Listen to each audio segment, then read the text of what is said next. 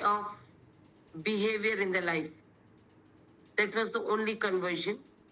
And the part 4, it talks mostly about the relation with his own family, Buddha's own family.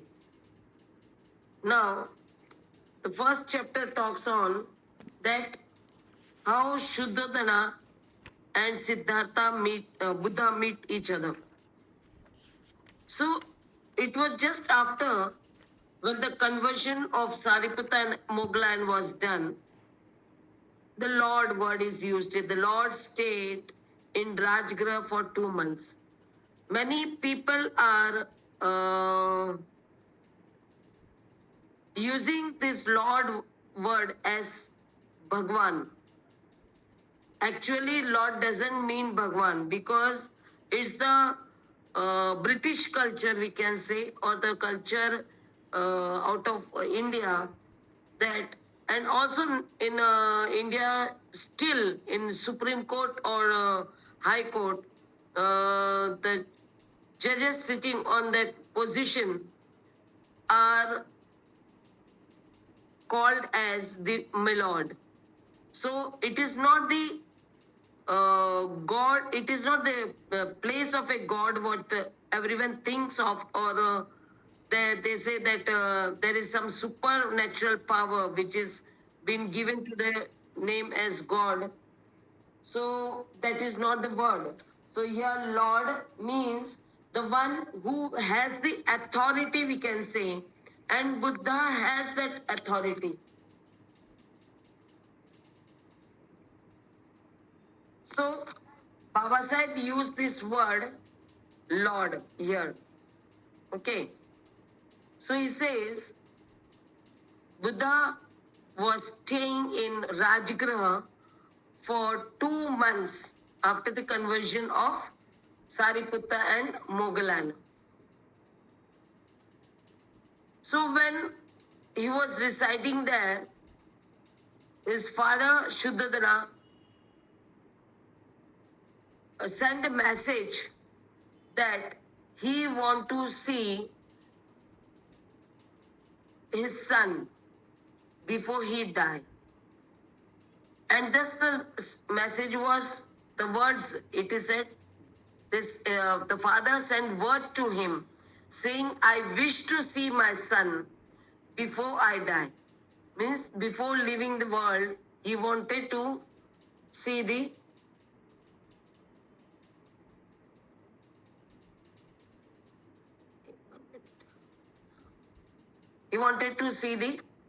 his son. Others have had the benefit of his doctrine, but not his father nor his relatives. The words used by Suddodana king was that many people, after becoming Buddha, the many people had heard Buddha and his doctrine, but he himself was away from it, and also other relatives living in Kapilvastu had never heard Buddha and his doctrine. One man named Kaludain was sent to give this message to Buddha, and thus, as a messenger, Kaludai reached Rajgriha and he talked to Buddha, said, O Lord, O world honored Tathagata, O world honored Tathagata, means people of the world were giving that much of respect to Tathagata. He says, your father looks for your coming as the lily longs for the rising of the sun.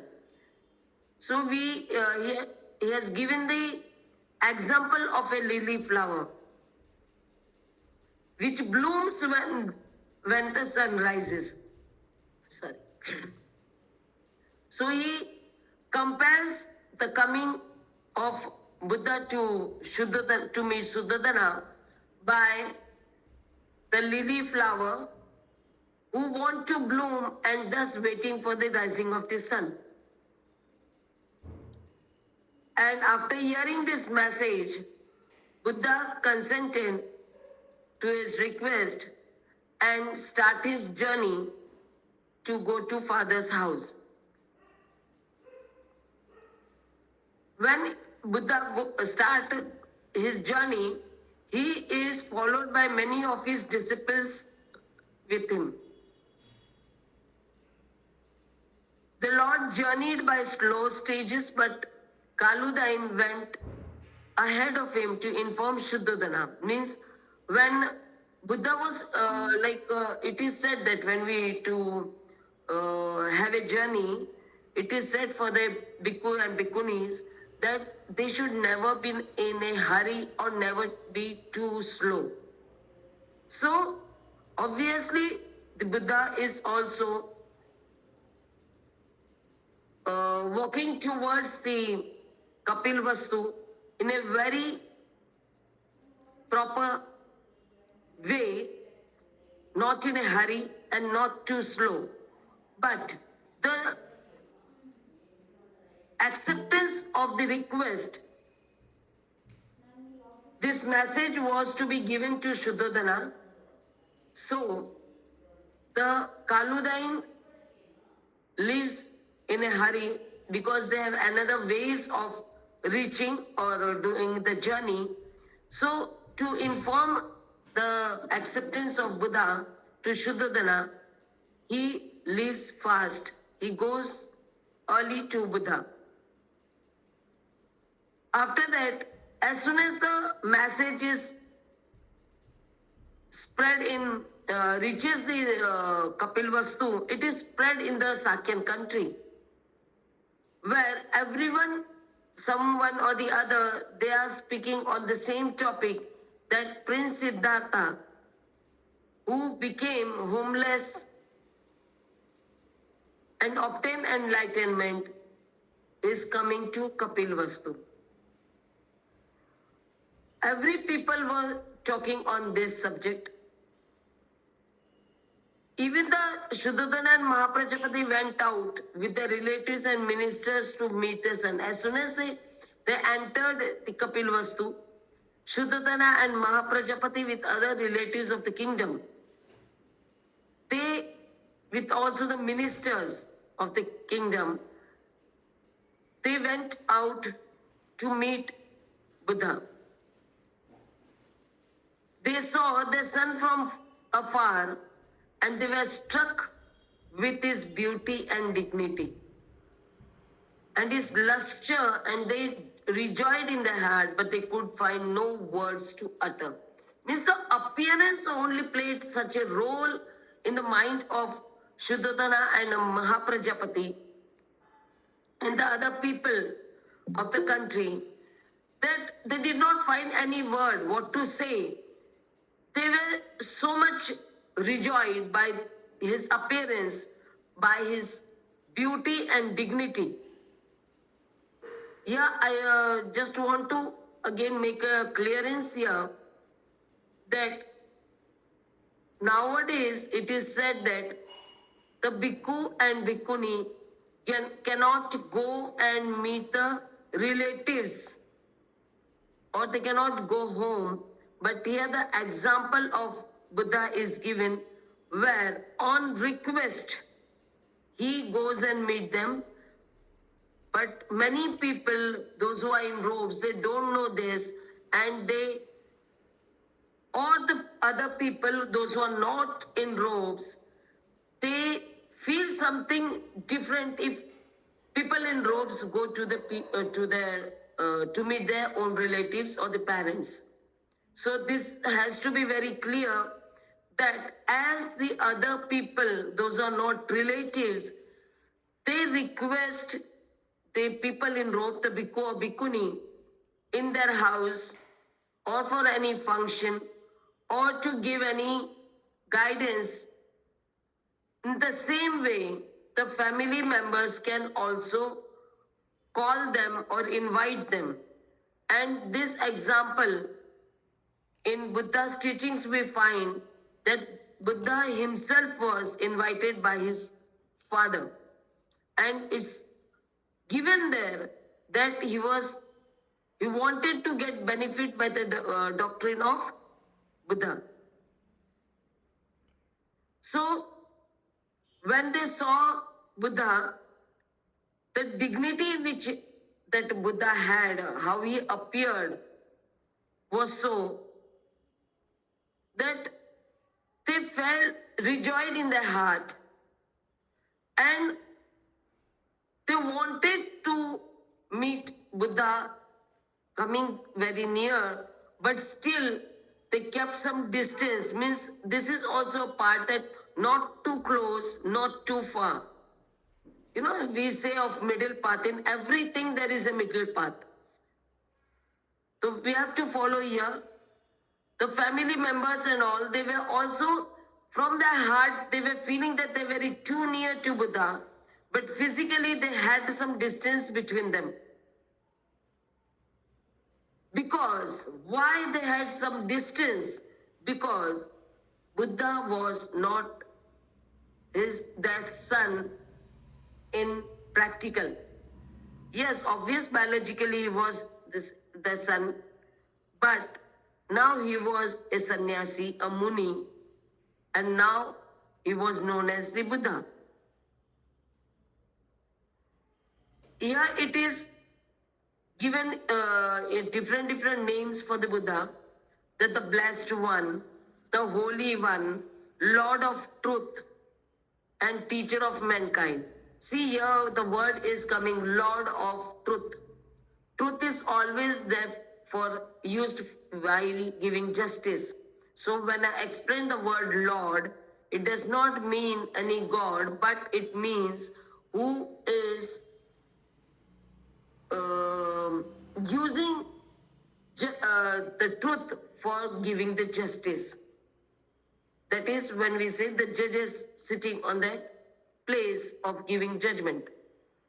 And the teacher of mankind, because he was a teacher who wanted to, who was teaching humanity, who was teaching to the public, to the mankind, for their good.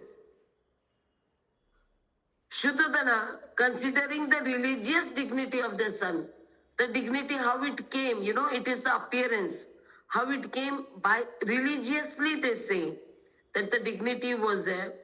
Descended from the chariot and having saluted him first, said, "It is now 7 years since we saw you." Means when they go to meet Buddha, they go in chariot, and when they saw him, because of that dignity and the respect which is expected by a dignified person, automatically they don't personally say that you should respect me, but the appearance gives that kind of feeling that the other person who is looking at them, they wanted to show respect. So this salutation is the showing respect for the Buddha. So Suddodana comes down from the chariot and he says that it has been 7 years when the Buddha, Siddhartha, left his home. That means we can say after becoming enlightened, it was 2 years almost. So 5 years it took to get enlightened, the procedure to get enlightened, and more 2 years. That so the total 7 years had passed. They didn't meet Buddha. And what he again says, Suddodana says, that they were waiting for such kind of moment where they can meet. Then the Buddha took a seat opposite his father, and the king eagerly gazed his son. You know, after meeting after 7 years, such a long period, obviously the parents' feelings are that they want to look at the children in such a way that they want to observe them, their health, their behavior, their appearance, that they what they saw from outside, from the long distance, whether how they are now, when they left them, how it was, and now what's the difference. It always we find that many parents, when they meet their children after a long time, they always say, oh, you have become so lean, this kind of things we see many times. So these are the things where we say that they gaze each other, even the Buddha gazed at his father, and the father also gazed at his son, because they sat in front of each other. He longed to call him by his name, means Suddodana wanted, because as usual, it was his habit to call his son by his name as Siddhartha. But he did not dare to, because of his position now as a Buddha. And not just to call as Siddhartha, but he wanted him to say that please return now. Come back to your old father and be his son again. Don't be Buddha now. You become my son again to me, so that I can call you as my son again. I can call you as Siddhartha. But the appearance of when you look at the face of Buddha, he saw the determination, what Buddha wanted. He saw on the face that Buddha, even if we request many times, he won't listen to that. So he stops himself from calling him, and he tries to overcome from all the sorrow, the sadness, and even the Mahaprajapati did the same.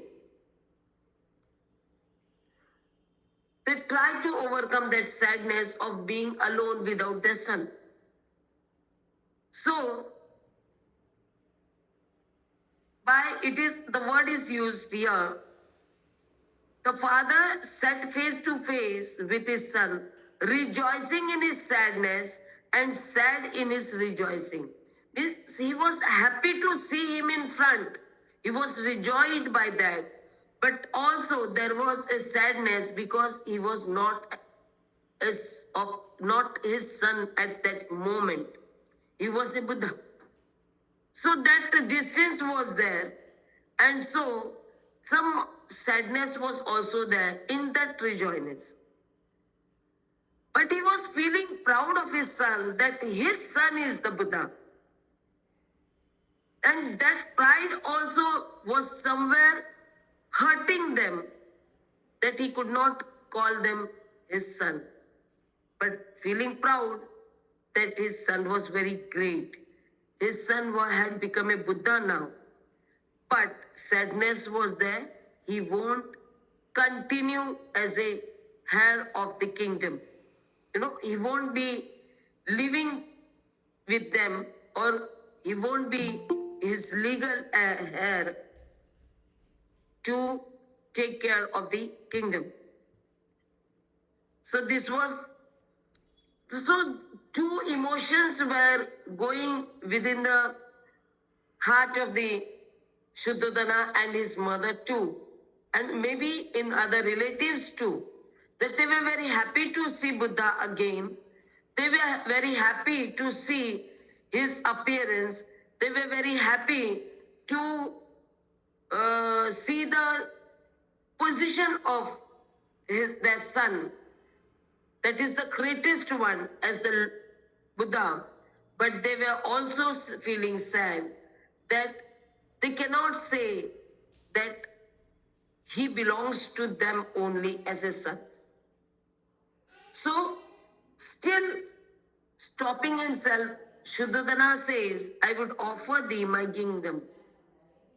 He was not able to stop himself by saying, and he just said, I would offer thee my kingdom, but if I did die, what account it but as ashes, because I wanted to offer you the kingdom, but I know that won't be accepted by you again.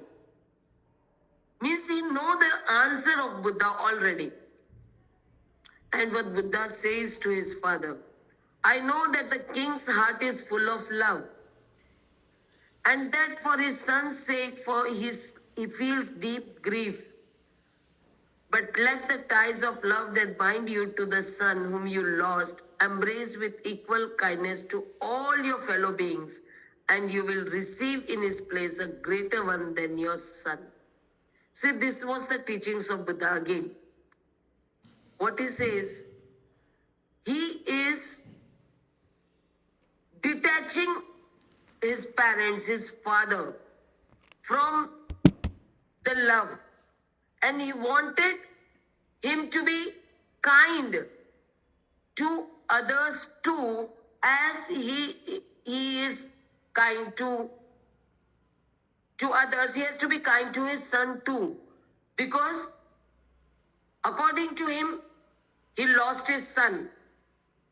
But now, as a king, the king is kind to everyone. And it is said that the people, the pupil, they say, the pupil of the kingdom is like a son to the king. So, he says that he is one of them. Buddha is one of them. So, he should look at him as equal, with equal kindness as others. So you will find that receive in his place a greater one than your son. Means that would be of great pleasure to him now. The other people will also, you will feel that they are great. You will find someone also within the pupil, because you are giving them equal kindness. You will receive one who is the teacher of truth. And if you look at me, you will receive from the people that I am the teacher of the truth. That would be of great happiness to you. The preacher of righteousness and the bringer of peace and of nirvana will enter into your heart. Means that kindness, what you will be giving as to the others, if you look at me in that way, instead of finding your son, more than that son, you will find a teacher within me who is teaching the truth, who is preaching the right path, who is spreading the peace, which is most important in his preachings, and also will find nirvana within his heart. So his son, looking at his son, instead of as a son belonging to yourself, to himself, would be converted to a teacher, a preacher, and that will give more happiness. And especially Buddha says it will be converted into nirvana. That feeling would be there that you are reaching that nirvana path. So Suddodana trembled with joy. Listening to this means really feels, so Suddodana feels that yes, only saying that he is my son is not enough. It has to be accepted that he is more than his son. He has gained that position as a Buddha. He is the one who is teaching and preaching the truth and the right path and spreading peace among the people. That is of great joy for him. Not just even calling him as his son. So when he heard the melodious words of his son, the Buddha, and clasping his hand again, see here, what he does. He feels very great. Suddodana feels very great. And in this greatness, he is full of joy. And because of that, he just catch hold of the hands of Buddha. You know, when now we see that bhikkhu, bhikkhunis, they say, don't touch me. You know, even the family members, they don't allow them to touch. They say, oh, we are bhikkhu, bhikkhunis now, you should not touch, we should not have attachment. Okay, not having attachment is enough. That is the truth. But touching is not allowed. That is the wrong way of telling them. So here it is said, see, when they are in joy, when they feel great, Suddodana catch hold hand of the Buddha. And the tears of happiness, we can say, rolls from his eyes, and he says, wonderful is the change. Means now his son has changed. This change is very wonderful. He's not only his son now, he has attained that stage, and that is due to the change. So that change is very wonderful. The overwhelming sorrow has passed away. Now he is not in sorrow because he wanted to accept that change, the greatness of his son. At first, my sorrowing heart was heavy, but now I reap the fruit of your great renunciation. What he says? Yes, I was very unhappy. I was always in sorrow. I was sad and I was feeling very unhappy, very heavy. But now, after hearing the position of my son, who has attained that stage of Buddha, the stage of another person who is very much great, that is the fruit, you know, of what? Of renunciation. Because Siddhartha left, that was very sad, but now the result is like a fruit which is giving happiness to him. And therefore it is he says that I reap the fruit of your great renunciation. You renounced the world, you left us, but the result is very good. The result is with happiness. It is very great change. It's wonderful change. It was right that moved by your mighty sympathy, you should reject the pleasure of power and achieve your noble purpose in religious devotion. Then he says, this change, what is there, is really the change which makes you not to accept the offering of any kingdom or the pleasure of power, and but to continue with the work which is a devotion for the people, which want to bring the changes within the people through his right path, through his teachings of truth. Now, having found the path, you can now reach your Dhamma to all and yearn for deliverance. Now he says, you had found the path, and so your Dhamma will really bring others, those who are needed. They will find the path how to live a peaceful and happy life. So, I know that your greatness, what you have achieved, will surely make you to reject the power and do the work of spreading of Dhamma. And after saying this, Suddodana returns to his house while the Buddha remained in the grove with his companions, because he was accompanied by many of these followers. They were with him, and Buddha stays behind. And then the next morning, the blessed Lord took his bowl and set out to beg for his food in Kapilvastu. As the tradition of the Samanas, it is said that they take the bowl and go for alms, food alms. So the Buddha because he is in Kapil Vastu, he cannot change his tradition because that is the need of that things what they want to. They needed the food, and the way of getting the food was by taking a bowl and going for alms. So accordingly, the Buddha starts in Kapil Vastu by taking the bowl and goes for it. And when people get to know in Kapil Vastu that the Buddha is going for alms, he is collecting food by begging. Actually, they say it is begging.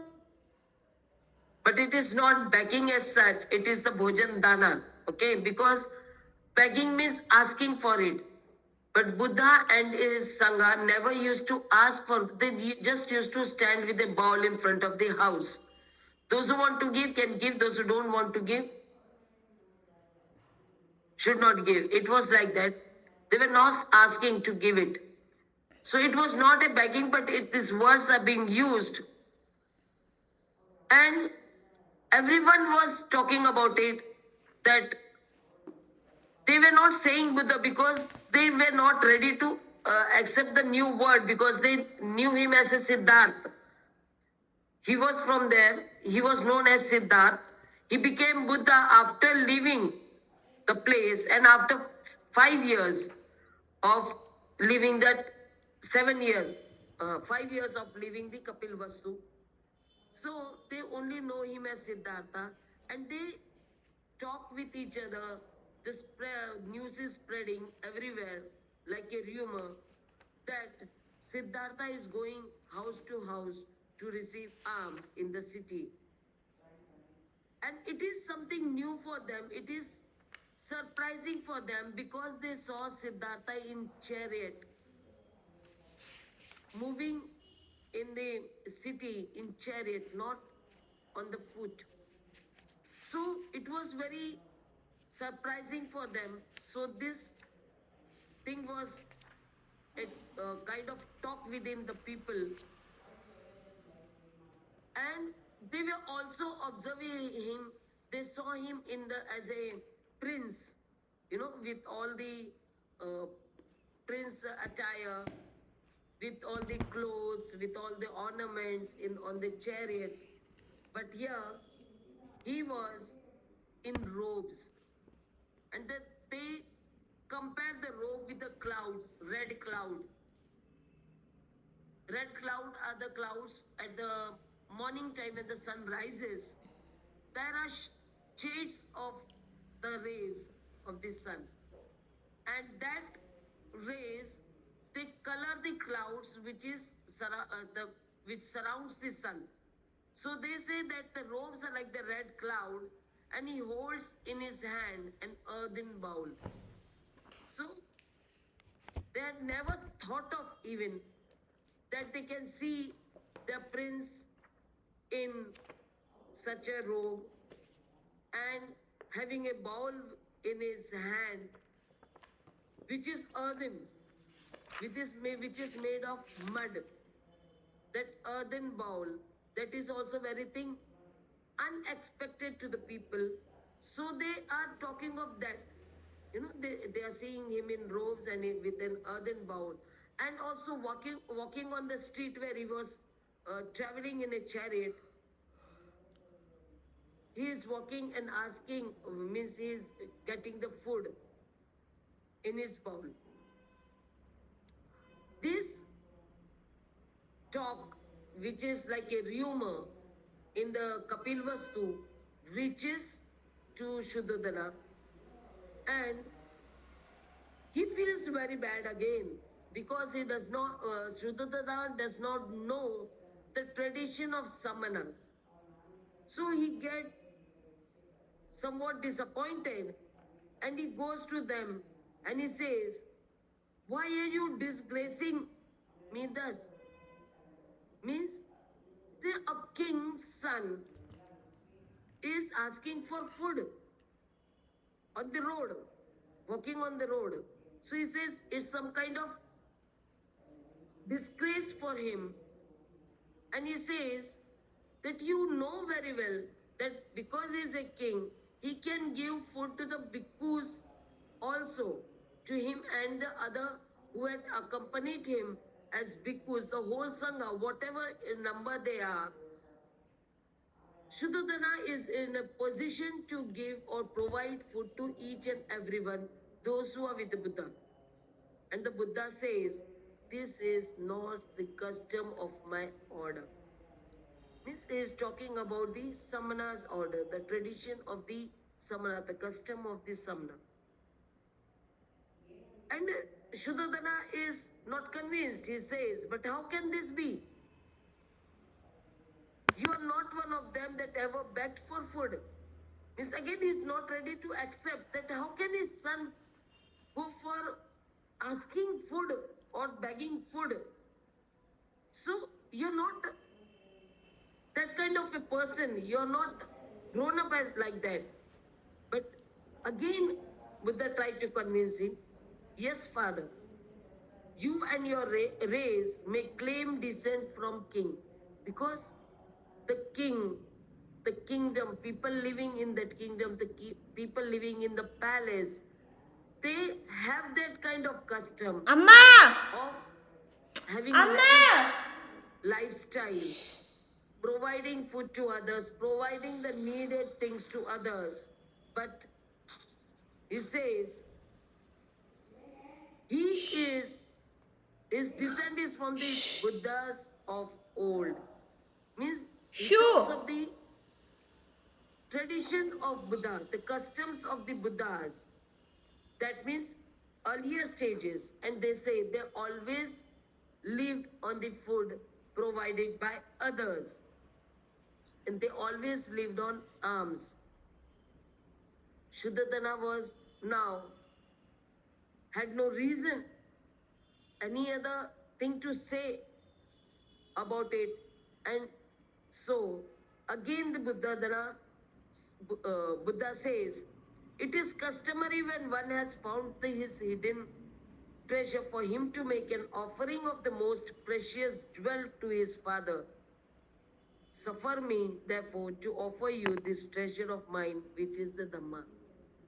Here, Buddha says to his father that he has found the treasure, it's a jewel, and he wants to offer it to his father. And that jewel, that treasure is the Dhamma. And the blessed Lord told his father again, if you free yourself from dreams, if you open your mind to truth, if you be energetic, if you practice righteousness, you will find eternal bliss. The earlier message what Buddha gave is to the Suddodana for rejecting the power, rejecting the kingdom. The same way, here again, another teachings is given by Buddha to his father, that to know this tradition, to know the custom of going for alms, you will understand when what he says to Suddodana, the Suddodana will understand only if he comes out from the dream, what he sees, what he has been seeing from so many years as a king, that and what he dreamt for his son. He has to come out of that dream, and also what is the truth, he has to accept that. The truth has to be accepted. And when that truth is accepted, the energy level will increase and he will be able to follow the right path, and that will bring happiness within. So this kind of teachings, when Buddha gives to his father, Suddodana hear this, and then he replies, my son, what thou sayest will I endeavor to fulfill. That means what he gives, Suddodana gives his consent, that what Buddha is saying, he would try to do that. Means he will try to come out of that dream. He will try to accepted truth, because really he also felt the need of the eternal bliss, the happiness within. He also wanted that. So he said that he will try for it and be happy in his life, not feel sad for his son or what his son is doing to have the food. Okay? So these are the things which the Buddha explains his father, and this is the great meeting of Buddha and his father. So this is one important incident in Buddha's life where after 7 years of leaving the house or the Kapilvastu, they meet happily and also with sadness, especially the Suddodana and other relatives of his family, and they get to know about the doctrine of Buddha, how they can live a peaceful and happy life and try to attain the nirvana and the eternal bliss within themselves. So this was the chapter where Buddha and Suddodana meet. Now the second chapter is of meeting Yashodhara and Rahul. It's another long chapter, means not we cannot complete it in a few minutes. So I would stop here, and if there is any other questions, if you want to ask, we can take it. Jai Bhim, Namo Buddhaya. Thank you, Bhanteji. Does anyone have questions? Please raise your hands if you have questions. Okay. Okay, Bhanteji, I think no questions from anyone. Okay, thank you. No problem. Yeah. I So, don't know whether sometimes I think whether there are no questions or whether means because I'm able to clear everything, or there are some questions but we don't have time or we are shy for asking questions. So I don't know what is the reason. I think this was a fairly straightforward chapter. This Suddodana, like it wasn't very complex. Like all that Anatha Pindaka and all of that was more deeper, and but this is not. This is pretty straightforward. Thank you. Okay. Yes. Thank you, So Bhanteji. yeah. Thank you. Take Yeah. care, everyone. Jai Bhim, Namo Buddhaya. Jai Hind. Jai Bhim. Jai.